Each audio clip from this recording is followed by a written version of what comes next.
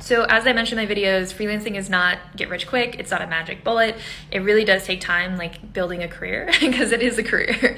And so for me, I didn't even think that it was possible to do freelance full-time when I started, because I didn't have any role models.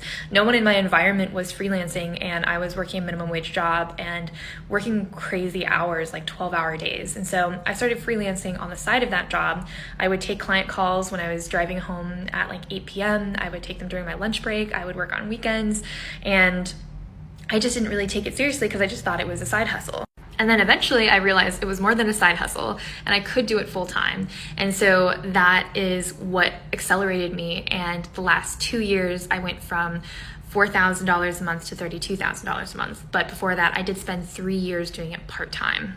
Also, everyone is way more comfortable with remote work now.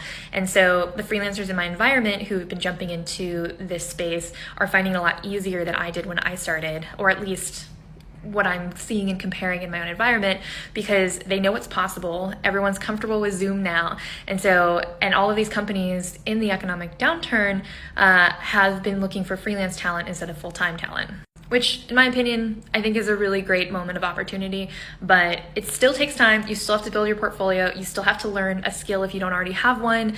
It still takes time to build up. And the hardest part about being a freelancer is the beginning, is getting started. It sucks, it's hard.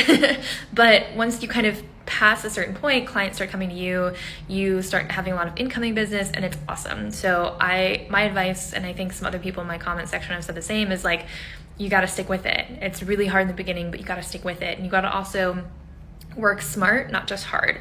This isn't hustle culture. This isn't just hustling through. You are your own boss. You need to give yourself time off, give yourself weekends. And I totally messed that up. I hustled my way through beginning as a freelancer. And then I realized that I needed balance if I was going to be effective.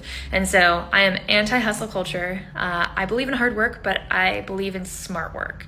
And so happy to make more videos on this. Like I said, I'm writing a book with all of like the ins and outs of how I got here as a freelance writer.